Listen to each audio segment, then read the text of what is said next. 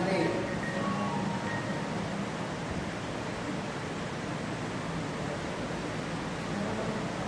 మరి గ్రంథాలయాన్ని ఏర్పాటు చేసుకోవడం అనేది ప్రధాన ఉపాధ్యాయుల యొక్క బాధ్యత.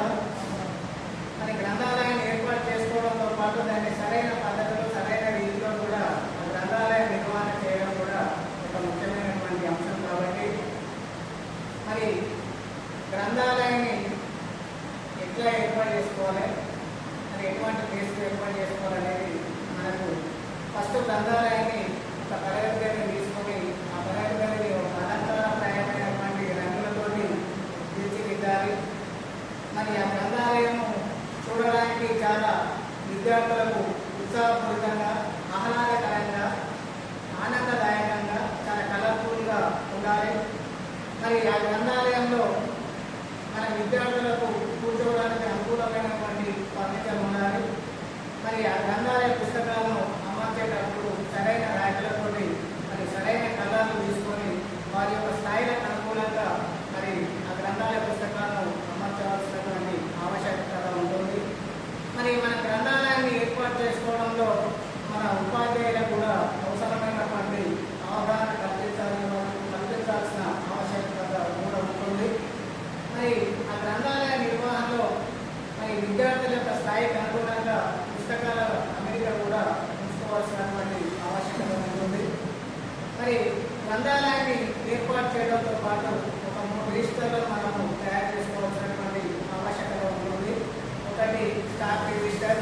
మన స్టాక్ రిజిస్టర్లో మనకు ప్రభుత్వం నుంచి వచ్చినటువంటి గ్రంథాలయ పుస్తకాల యొక్క వివరాలు, మరి ఇంకొకటి చెక్ ఇన్ చెక్అవుట్ అదొక రిజిస్టర్. మన విద్యార్థులకు వారానికి ఒకసారి గ్రంథాలయ పుస్తకాలను ఇవ్వాల్సినటువంటి అవకాశం ఉంటుంది. కాబట్టి విద్యార్థులకు ఏ ఇచ్చినాం, మళ్ళీ ఏ తీసుకుంటున్నాం అనేది ఒక రిజిస్టర్ ఉండాల్సినటువంటి అవసరం ఉంటుంది. ఇంకొకటి ఏంటంటే మన ఫీడ్బ్యాక్ రిజిస్టర్. మరి విద్యార్థులు ఏం నేర్చుకున్నారు, ఏం కథలు నేర్చుకున్నారు, దాని యొక్క వారి యొక్క విద్యార్థుల యొక్క ఫీడ్బ్యాక్ కూడా మన ఫీడ్బ్యాక్ రిజిస్టర్లో నమోదు చేయాల్సినటువంటి అవసరం ఉంటుంది. మరి ఆ గ్రంథాలయాన్ని ప్రధానంగా మరి ఆ పుస్తకాలను భద్రపరచడంతో పాటు విద్యార్థులకు తీసుకునేటువంటి అవకాశం కూడా ఉండాలి. వారికి తీసుకునేటువంటి ప్లేస్లలో అమర్చవలసినటువంటి అవసరం ఉంటుంది. మరి ఆ గ్రంథాలయం విద్యార్థుల యొక్క స్థాయికి అనుగుణంగా ఫస్ట్ సెకండ్ క్లాస్ ఒక దగ్గర దగ్గర మరి ఒక గ్రీన్ కలర్లో ఉన్నటువంటి బుక్స్ ఒక దగ్గర, orange colour, black colour, white colour అట్లా కలర్ల వారి పుస్తకాలను అమర్చవలసి ఉంటుంది. మరి ఆ గ్రంథాలయ పుస్తకాలు విద్యార్థులకు ఇచ్చినప్పుడు తీసుకోవాల్సినటువంటి జాగ్రత్తలను కూడా మనం గుర్తుంచుకోవాల్సి ఉంటుంది. విద్యార్థులకు గ్రంథాలయ పుస్తకాలను ఇచ్చినప్పుడు అవి ఏ స్థితిలో ఉన్నాయి, మళ్ళీ అదే స్థితిలో తీసుకోవాల్సి ఉంటుంది. ఒకవేళ ఆ గ్రంథాలయ పుస్తకాల కనుక ఏమైనా డ్యామేజ్ అయినప్పుడు అవి తీసుకొని మనము సరైన రీతిలో దాన్ని చేయాల్సినటువంటి అవసరం ఉంటుంది.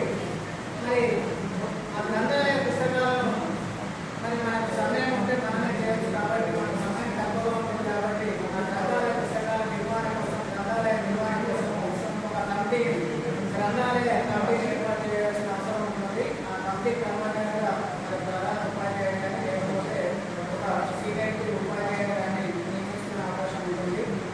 మరి ఆ గ్రంథాలయ పుస్తకాలు ప్రధానంగా విద్యార్థులకు ఇచ్చినప్పుడు మనం కూడా ఒక వారం ఇచ్చిన తర్వాత ఇష్యూ చేసిన తర్వాత తీసుకునేటప్పుడు ఆ విద్యార్థులు ఏం జరిగిందో, ఏం నేర్చుకున్నారు, దాని ఫీడ్బ్యాక్ తీసుకుంటే కొంచెం మనకు కూడా వారి యొక్క పర్ఫార్మెన్స్ అనేది తెలిసే అవకాశం ఉంటుంది. కాబట్టి అదొకటి చూసుకోవాల్సిన బాధ్యత ఉంటుంది.